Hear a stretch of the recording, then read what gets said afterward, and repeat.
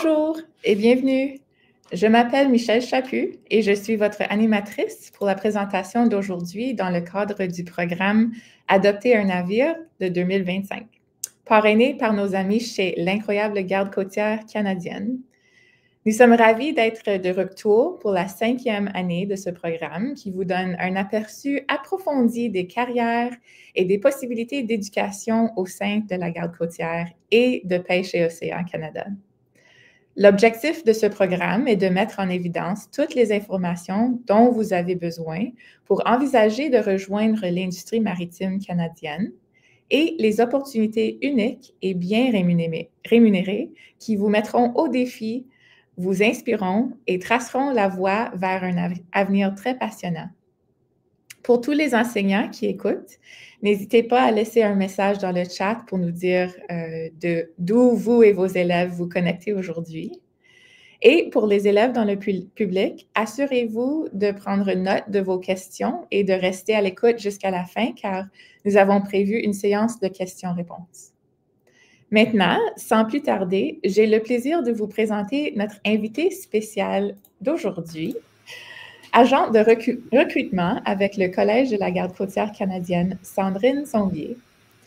Sandrine recherche, évalue et guide activement les candidats potentiels pour les programmes offerts par le Collège, les aidant à poursuivre une carrière enrichissante dans la sécurité maritime, la navigation et le service dans les eaux canadiennes. Alors, bienvenue Sandrine. Coucou, bonjour à tout le monde. Je suis ravie d'être à nouveau présente pour vous partager les informations sur le Collège de la Garde côtière canadienne. Donc, c'est une institution où on apprend à sauver des vies, à protéger notre environnement, tout en découvrant un monde assez surprenant et intéressant à travers l'apprentissage et tout ce qu'on va voir dans nos voyages. Bienvenue aujourd'hui. Merci, c'est fantastique. Moi, j'ai hâte. C'est la deuxième fois que je participe à cette présentation avec toi, puis j'apprends toujours quelque chose de nouveau à chaque fois. Alors, je pense qu'on devrait passer directement à la présentation. Alors, super. On va mettre à l'écran. Donc, le Collège de la Garde côtière canadienne, ben, où est-ce que nous sommes situés? Nous sommes situés en Nouvelle-Écosse, à Sydney, sur l'île du Cap-Breton. Donc, une très, très belle place à visiter, même en tant que touriste. Et puis, on donne aussi la visite guidée du collège pour présenter nos programmes au niveau de la navigation maritime et de l'ingénierie navale. Donc, ce sont les formations qu'on offre au Collège de la Garde côtière canadienne. Il y a aussi les communications et trafic maritime. Mais aujourd'hui, je vais vous parler du programme d'ingénierie et de navigation. Là, je vous donne un aperçu du campus.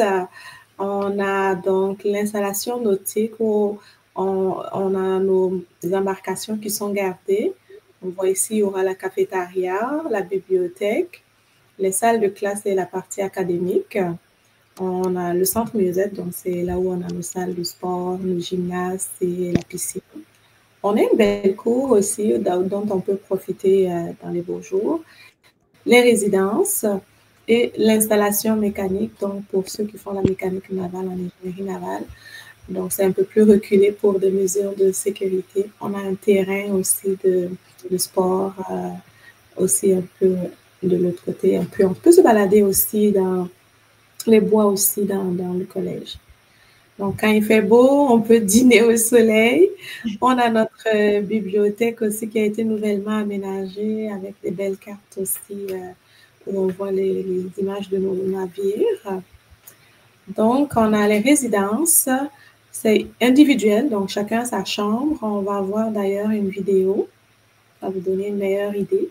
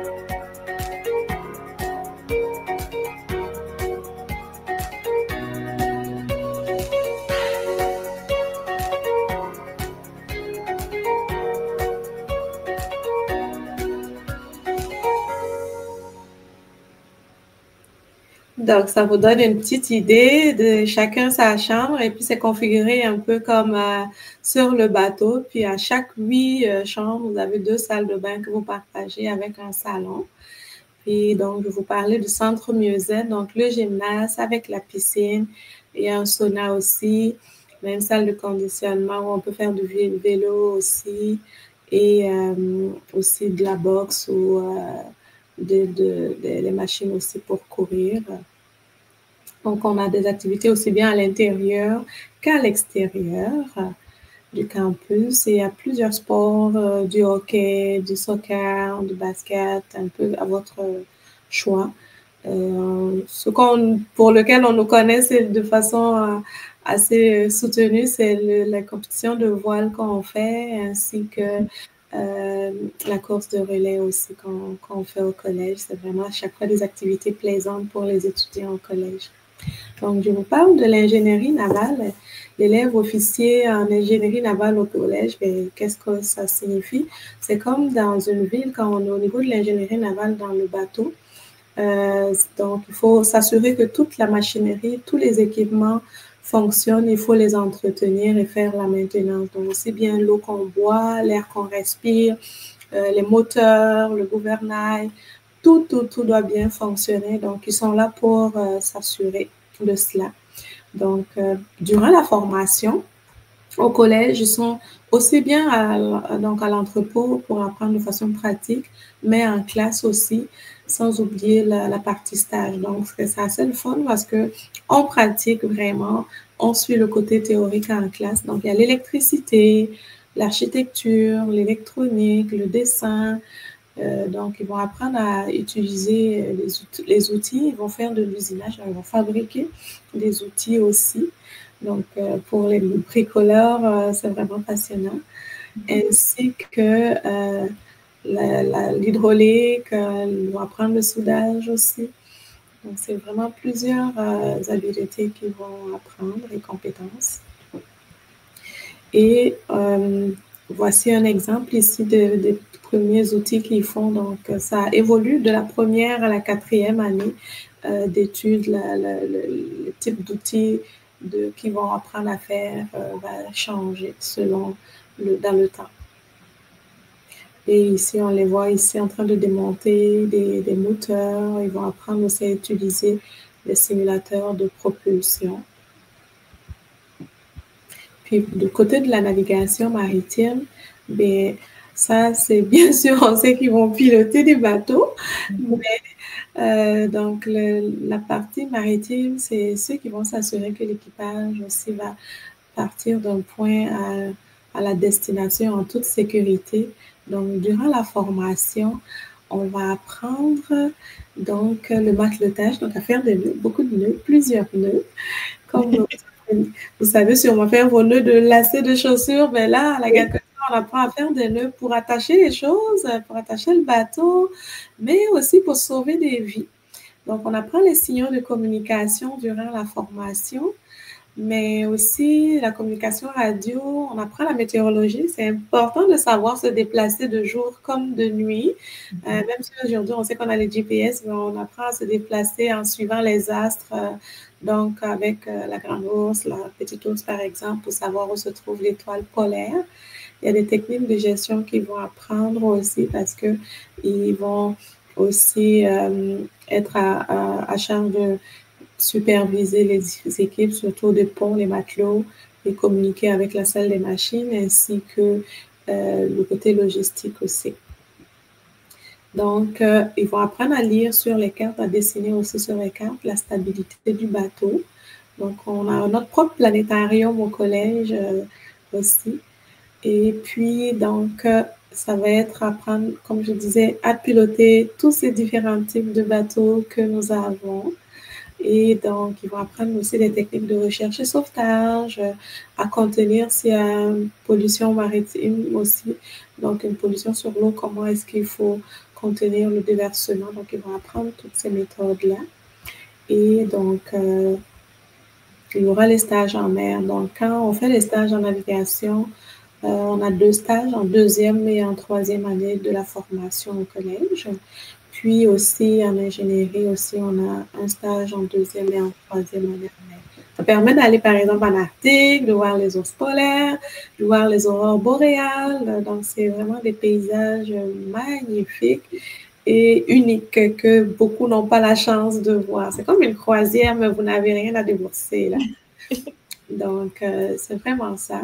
Ici, je vais vous montrer la vidéo du collège. Donc, on va faire un tour virtuel du collège.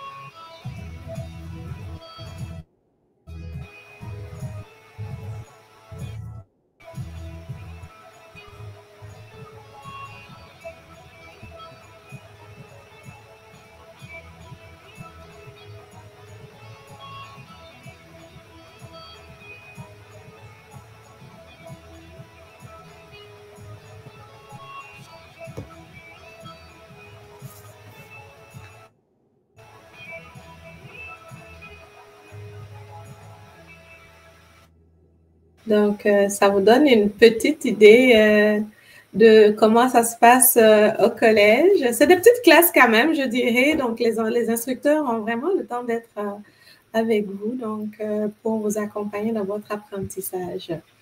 Donc, en étudiant au collège de la garde côtière canadienne, ben, tu obtiens un diplôme universitaire, puis bien sûr, tu continues ton emploi. Donc, parce qu'en rentrant au collège, c'est pour avoir un travail assuré avec la garde côtière canadienne pour les différentes opérations que nous avons, aussi bien la recherche et sauvetage des personnes, aussi bien pour briser la glace, mettre des bouées, des balises, aller en Arctique, accompagner la science et aussi contenir la pollution. Donc, c'est vraiment un peu toutes ces opérations-là qu'on fait une fois qu'on est diplômé du collège de la garde côtière canadienne. Alors, pour avoir une place, il faut se préparer d'avance. Donc, au niveau du secondaire, donc dès qu'on est capable de choisir les matières au secondaire, je pense en troisième année, donc en 10e année pour ceux qui ne sont pas au Québec. Donc, parce que nous, on regarde les notes du secondaire 5, donc de la 12e année. Du secondaire, il faut avoir ces matières enrichies, donc les mathématiques enrichies, la physique, puis bien sûr, si on étudie en français, le français. Et si on est intéressé par l'ingénierie, bien, il faut aussi avoir la chimie de la dernière année du secondaire ou la 11e année pour ceux qui sont hors du Québec. Donc, c'est ça. Donc, gardez en tête qu'il faut choisir les sciences et les maths avancées. C'est vraiment important pour rentrer au collège de la Garde côtière canadienne. Donc, puis pour tout ça que je vous dis, donc, être dans ce centre d'excellence-là où on apprend à sauver des vies, je ne sais pas si vous avez une idée de ce que ça coûte. Je vous dirais que c'est gratuit. Oui, c'est gratuit. Parce qu'il n'y a pas de frais de scolarité, il n'y a pas de frais d'inscription. On vous permet d'avoir le couvert, le logement. Donc, les repas, le logement sont fournis par le collège. L'uniforme, les manuels aussi sont fournis. Puis, vous avez vos assurances médicales et dentaires. Donc, puis pendant les études qu'on fait, on commence déjà à penser à mettre un peu de côté pour notre future retraite. Donc, c'est vraiment très, très intéressant. C'est assez unique. C'est le seul établissement que nous avons en Nouvelle-Écosse à Sydney. Donc, ça fait un peu le tour. Pour voir un peu d'autres vidéos de nous, d'autres opérations de la Garde côtière, ben, on est assez un peu sur tous les réseaux, Instagram, YouTube, Facebook, LinkedIn. Possibilité de vraiment nous suivre aussi à travers ces différents réseaux-là. Donc, ça fait vraiment le tour pour moi. Je ne sais pas si vous avez des questions. J'imagine que oui. C'est quoi son nom encore, le petit dauphin? Notre mascotte, c'est Echo. Echo. Et est-ce qu'on le voit de temps en temps? Ça arrive dans les événements qu'on l'invite avec nous. Mais oui, on le voit de temps en temps. Pas toujours, on est souvent un peu timide. On le voit. Mais merci encore, Sandrine. Ça m'a vraiment fait plaisir. À chaque fois que j'écoute, ça me fait rappeler que moi, j'avais jamais vraiment la chance de connaître la Garde côtière pendant que moi, j'étais au secondaire. Alors, c'est très spécial de partager ces informations avec les jeunes parce que... On se fait dire ça plusieurs fois, même les enseignants autour nous disent « Ah, si j'avais su que ça existait, c'est ça que je voulais faire et tout. » Et que donc, justement, on est là pour ça, de faire connaître plus le collège et la Garde côtière. Alors, on a reçu une question pour commencer la session questions-réponses. Existe-t-il des possibilités soit d'étudier ou de travailler avec la faune aquatique? Alors, je pense comme durant les cours qui sont offerts, est-ce qu'on peut travailler avec je ne sais pas, les poissons ou est-ce que ça existe? Mais, à proprement parler, non. Mais dans nos missions, on a des chercheurs, parfois les universités, les étudiants qu'on accompagne. Donc, pendant le travail, c'est sûr qu'on va voir ça avec eux. Quand ils font leur prélèvement dans l'eau, on peut les voir travailler. Mais nous, comme personnes officiers du collège, on n'est pas directement confrontés à ça. Mais ça peut se passer dans le futur, dans d'autres... C'est sûr que dans notre carrière, un jour, parce qu'une fois qu'on est dans la Garde côtière, on collabore avec plusieurs ministères. Puis en tant que fonctionnaire, bien, on peut aller d'un ministère à l'autre. Donc rien ne nous empêche, parce que notre ministère, c'est pêche-océan. Donc rien ne nous empêche dans notre carrière de se diriger vers quelque chose où on est plus proche de la nature. C'est bien. OK. Deuxième question. Est-ce que c'est quoi le montant de temps qu'on passe sur l'eau durant les leçons et les cours? Pendant la formation, ben, dépendamment de qu'est-ce qu'on fait, ça peut être juste une sortie, comme par exemple si pour le déversement ou pour apprendre à passer d'un bateau à l'autre ou le sauvetage. Donc, c'est vraiment comme quand on fait des cours, que j'allais dire, en plein air. Mais maintenant, le stage en lui-même, quand on est en navigation, on a un stage de 7 mois en mer dans deuxième année et en troisième année. Et en ingénierie navale, on a un stage de 4 mois en deuxième et en dernière année. Quand je dis qu'on est en mer, ça ne veut pas dire qu'on est en pleine mer toutes les 7 mois ou les 4 mois, mais ça veut juste dire qu'on est de service, donc on part, on peut revenir à quai, dépendamment de l'opération. Donc, pendant le stage, c'est ça. Mais dans la vie active, les cycles de travail, c'est 1 mois, 2 semaines ou 7 jours qu'on est en mer. Donc, si on est parti pour 28 jours, on revient 28 jours en congé, mais on est payé pareil. Donc, le stage où on est longtemps parti, c'est vraiment juste pendant le stage, mais au quotidien, c'est différent. Ah, ouais. Puis ça c'est vraiment intéressant parce que c'est quand même unique d'avoir comme le montant de temps qu'on travaille comme et ensuite on a... C'est ça, on se retrouve à travailler vraiment la moitié de l'année quand on est quand on travaille dans le monde maritime là, de la garde côtière, c'est que la moitié de l'année on travaille, l'autre moitié on fait d'autres choses, on peut s'occuper de nos passions, de nos hobbies, puis c'est ça, c'est vraiment intéressant. Merci. Alors, la troisième question, c'est qu'est-ce qui se passe lorsqu'on obtient notre diplôme? Est-ce qu'il y a un emploi garanti à la fin? Bien sûr, c'est pour ça que dans notre processus pour entrer au collège, c'est différent des autres universités. Pour entrer au collège de la garde côtière, on rentre comme si on appliquait un emploi. Donc, il y a tout un processus où on va démontrer des compétences comme être quelqu'un qui aime travailler avec les autres, l'esprit d'équipe, le leadership, qui est capable aussi de prendre de l'initiative. Donc, ce sont ces choses-là qu'on va regarder dans le processus. Et parce que quand vous finissez votre formation, c'est très assuré, vraiment, c'est 100% que vous continuez à travailler avec nous.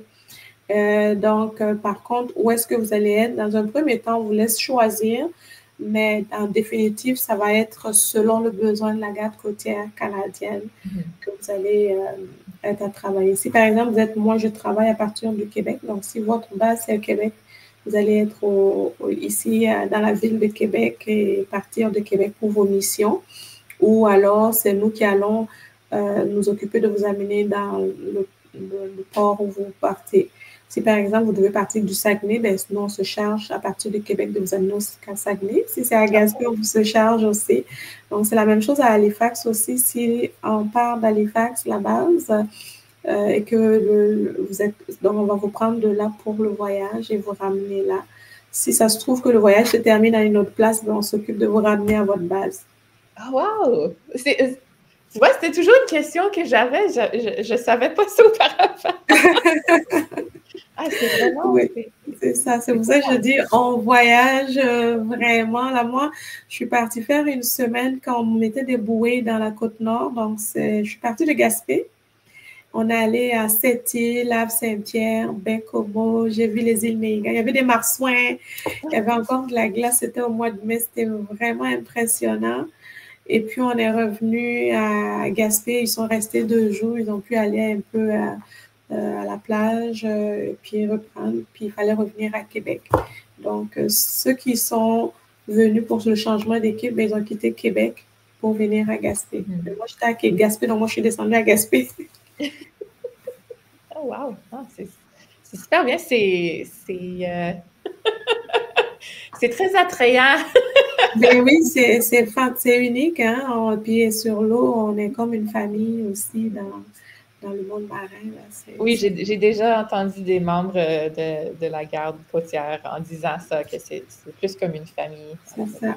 Puis au collège aussi, on se fait beaucoup d'amis parce que c'est des étudiants qui viennent, les élèves officiers, on vient de partout du Canada. Hein? Chaque année, on recrute environ 80, puis une trentaine de francophones, une quarantaine d'anglophones. Donc, on a du monde qui vient du Prince-d'Édouard, la Nouvelle-Écosse, elle-même, de Colombie-Britannique, de l'Ontario, du Québec, du Nouveau-Brunswick. Donc, c'est assez mélangé, là. Oui. Et ça touche, en fait, sur la prochaine question, c'est est-ce que c'est possible de travailler pour la garde côtière sans vivre vraiment proche d'un point d'eau? C'est sûr qu'il y a plusieurs avenues. Hein? On est près de 6 000 employés à la garde côtière. La moitié travaille sur l'eau, puis l'autre moitié travaille hors de l'eau parce que pour que les opérations sur l'eau se passent bien, ben, il faut les préparer. Il faut préparer les bateaux, il faut préparer les commandes qui vont sur les navires, on mange bien. Donc, du coup, il y a des coordinateurs, il y a des agents, il y a du personnel qui travaille à partir de la terre pour que toutes ces opérations se déroulent bien aussi. Fantastique. Ben, il nous reste une dernière question. Oui. Tu as touché sur ça un petit peu auparavant, mais quels sont c'est quoi qui est considéré comme un atout sur le CV quand une personne postule? C'est sûr que quelque chose qui pourrait être intéressant, c'est si jamais vous êtes quelqu'un qui a eu à faire, je ne sais pas moi, de la voile, qui a déjà été sur un bateau, ou qui a, par exemple, qu'on fait les cadets de la marine. Donc, toutes les expériences qu'on peut avoir fait, que ce soit à l'école en parascolaire ou hors de l'école, ça peut être intéressant de le mettre en exergue pour... ça peut faire la différence. Par exemple, quelqu'un qui par la suite fait le programme étudiant avec la garde côtière canadienne de recherche et sauvetage, c'est un job d'été. Donc, un emploi à l'été qu'ils font avec nous, où ils sont 2 semaines sur l'eau, 2 semaines en congé. Mais si tu as fait ça comme job d'été, ça peut être intéressant, ça peut être décisif. Donc, toute expérience qu'on a fait autour de l'eau ou même avec des équipes, ça peut être intéressant à faire valoriser, même si on a joué au hockey, qu'on a été dans une équipe de basket, tout ça, c'est intéressant. Oui. Oh, c'est bien. C'est bien de savoir que tout ça compte parce que c'est amusant pour les élèves, mais c'est aussi pertinent Exactement. Bon, ben, je remercie le public pour les questions, puis je te remercie, Sandrine. C'est moi qui te remercie, puis merci à toutes ces personnes qui nous suivent. On espère se revoir dans la prochaine édition. Et je vais juste partager une petite note ici. Alors, si vous recherchez d'autres informations sur le programme Adopter un navire, voici le site web. Et là aussi, vous pouvez trouver un formulaire si jamais vous avez pas eu la chance de demander une question aussi, il y a quelque chose qui vient en tête plus tard. Vous pouvez demander des questions à partir du formulaire sur le site web. Il y a aussi des activités d'apprentissage et les enregistrements des événements passés. Alors, c'est ça, allez-y voir. Puis, c'est ça, c'est la fin de la présentation. Alors, merci à tous, puis on se voit la semaine prochaine. Au revoir.